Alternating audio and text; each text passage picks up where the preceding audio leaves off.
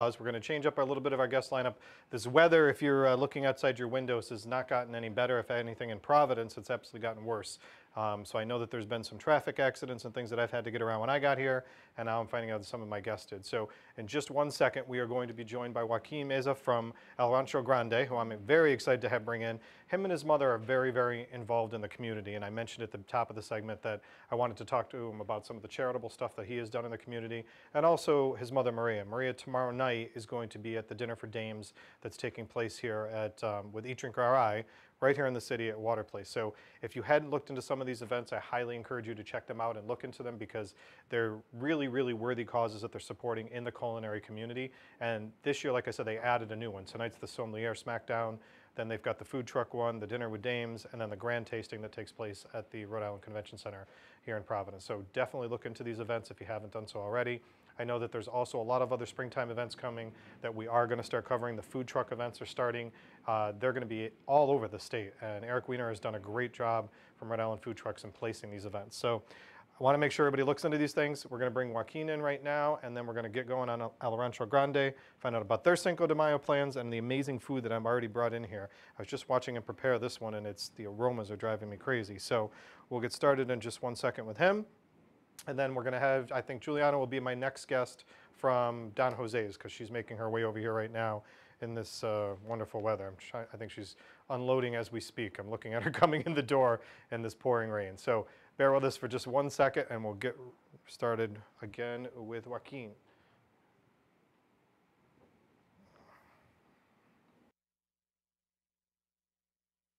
Great shots of me drinking the wine tonight, for sure.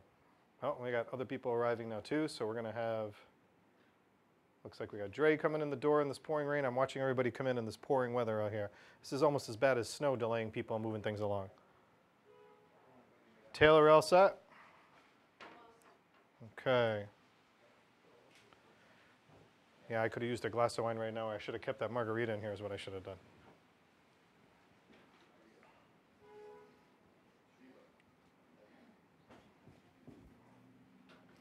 He had told me that this is bone marrow, and I was watching him flame this thing.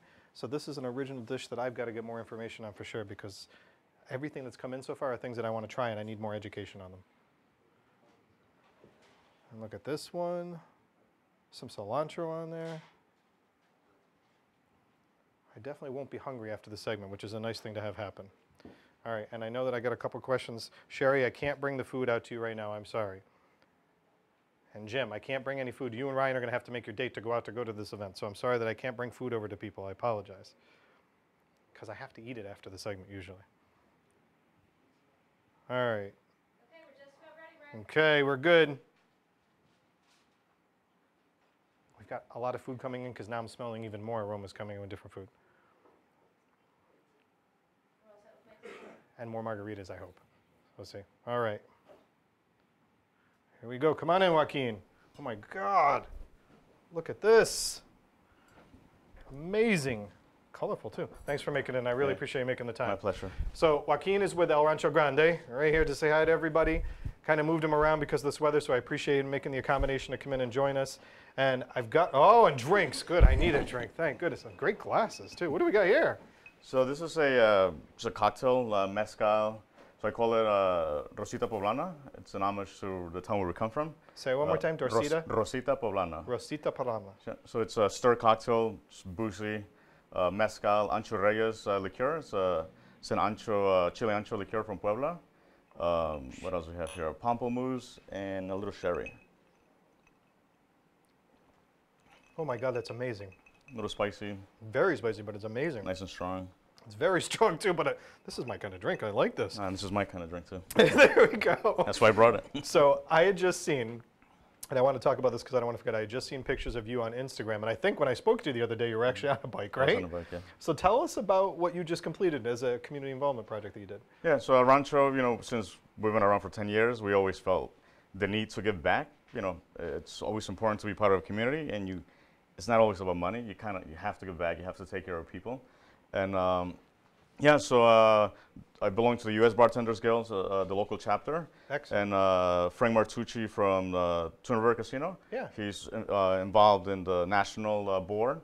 So there's an organization that raises funds for the national level to provide help when bartenders get sick, health insurance and stuff like that. So there's an organization that raises funds for females in the industry for cancer, mostly cancer. That's fantastic. So they have a tour that goes around the country, bike riding, and also to get ourselves, bartenders and people in the industry Connected and brought together and everything. and active. So so we are active and healthy. No, More like but a health issue. So we rode on Monday. It was the smallest state brought out the biggest crowd, 40 riders. Really? From Rhode Island, southern Massachusetts. We raised over $6,000 as a group, as the riders. Congratulations.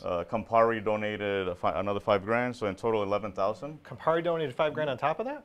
Plus uniforms, and they're the ones that backed this event. So it was pretty nice to get 40 riders on a Monday morning to ride from Bristol to it's a 25-mile ride from Bristol to the casino. And you had fantastic weather on Monday. It was phenomenal weather. weather. It was beautiful on Monday. I was doing an event on the street, and I think that's when I was talking to you. Yeah, so when you you pulled called me, over, you pulled over on the bike so you could call me. Thank you for that. I appreciate it. So both you and your mom have been involved, and you said it's 10 years you're celebrating now, right? It's actually 11 now. 11 Yeah, years? I thought it was 10. So Wow. So both you and your mom have been out there, and your mom's doing the event tomorrow night that I mentioned, and Maria's been, I think this is the second or third year I've seen her, and maybe even longer. Fourth year. Fourth or fifth. Wow, okay. And she's always got this great presence about her. She's really good in the pictures and great with the other chefs that she works with. So it's it's one of the biggest things we talk about here is the commitment to community and the importance of family when it comes to these things. And you guys are truly a family restaurant. We are, yeah. My dad still works there. I work there. My wife works there a couple of nights. My brother works there a couple of nights. My son is too busy to school, or so he says. So he's not really working there. But it's just a family thing. We support a lot of local fundraisers, usually donating food through dinners and galas to raise funds for anything from the dogs shelters to just local things. Right. We're doing another one coming up. I'm also a huge soccer fan, so Project Goal, it's a local organization. Yes. So they do an annual tournament. So I have a team. This is my second year doing it now. So we donate money. So you have your own team that you put in. We're gonna participate. Yeah. Hopefully we win This is a game this stuff, week. It's the kind of stuff that you like to hear. All right. So And then we tell have us- food. Yeah, and then you got food. So tell us about the location where the food is. Tell us where you are in Providence, and kind of give us a like a verbal visual of the restaurant, if you don't mind. Yeah. So Rancho Grande, it's on Plainfield Street towards the Route 6, Route 10 split, right in between Silver Lake and the West End. Yep.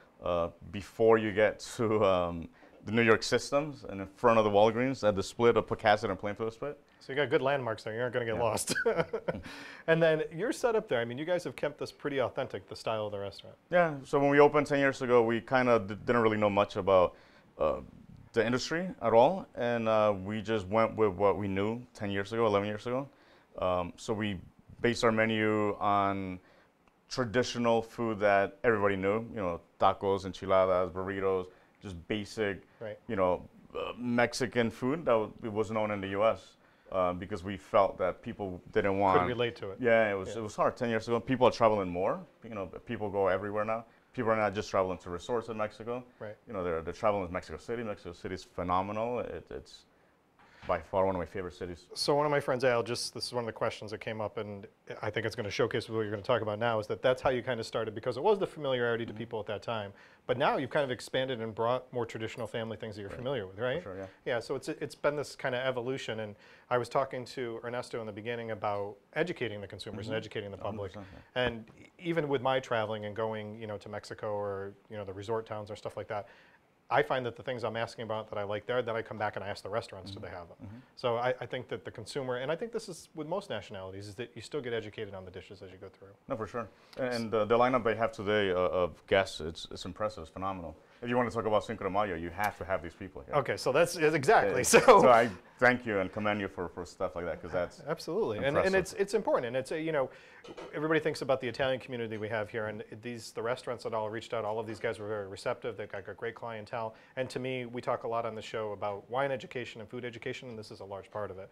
So let's talk about the menu, because I was watching you prepare these things and it had me entranced. So tell me what you brought here today, and then we'll talk about the menu overall. Yeah. So the menu that we have at Rancho is actually not this. This is special for Cinco de Mayo. Special for Cinco de Mayo. We have a dinner. We're not doing the traditional, because we did, and it gets out of control. And Cinco de Mayo is not a drunken holiday.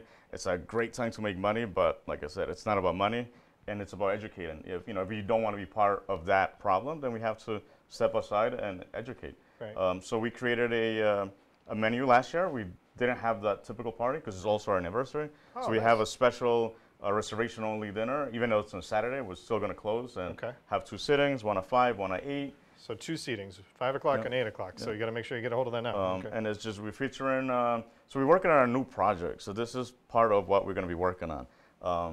We have a new restaurant coming up soon. Really? Yeah.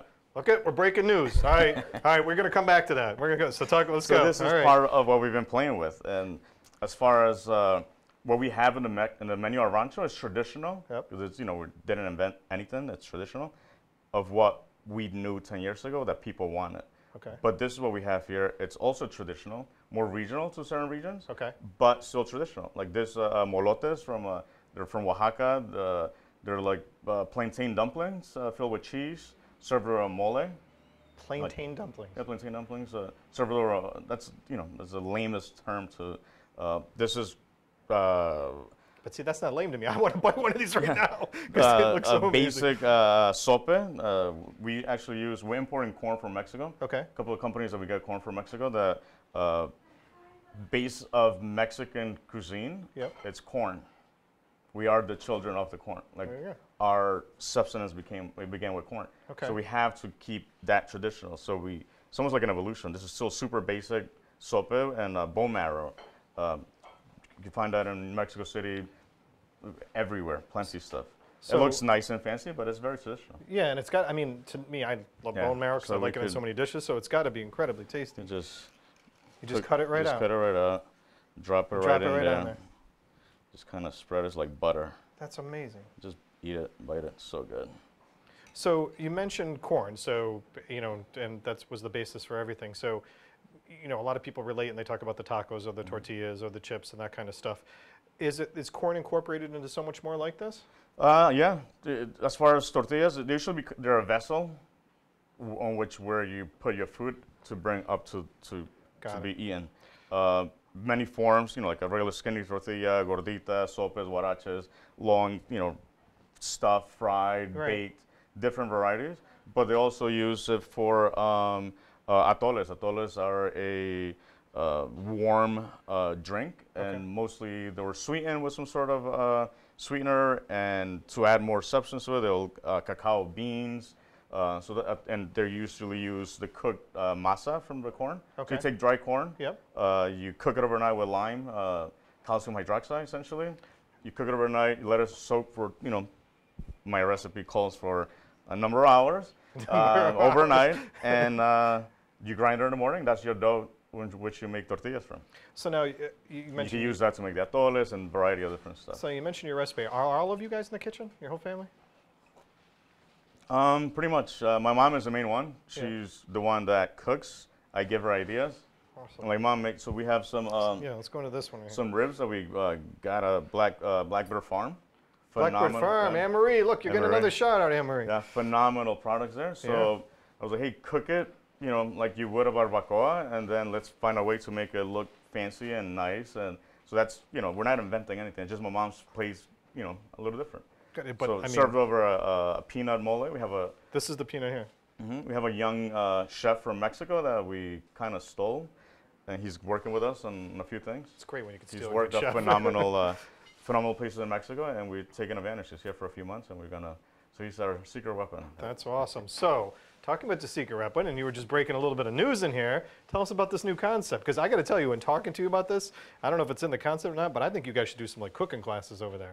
You should do something to educate the public on this, because this knowledge is what everybody's seeking out there, and the ability to try some of these things on their own too. Oh, for sure. Yeah. So yeah, the past guest was saying, Mexican food, and I've learned, the last 10 years, being in the restaurant, I've been lucky to travel, mostly related to tequila and mezcal. Yeah. Has allowed me to get to awesome places. You find that, regional food and what concept we have of Mexican food in the U.S., it's different than how we eat in Mexico.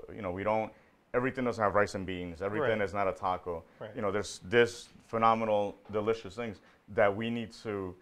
And a taco shouldn't be $1.50 anymore. It's actually insulting No, you Yeah, should have something that reflects the quality of what you're eating. 100%. I completely We agree could go with to you. a fast food joint and spend $9.50 on a meal, and think nothing of it. But then you go to a restaurant and complain that your tacos are $2.50. I couldn't agree with you more. All right, so the new news. Tell us about the news. Yeah, so we have it's been in the works for a while. We've always knew that Rancho was a stepping stone to get to a better place financially and better quality of life. And we always knew that was going to be a place that got us in the door to get somewhere else. Propelled you to the next thing. My mother cooks phenomenally. Like I said, I could cook a bit. I could work in the kitchen. Drinks are my thing.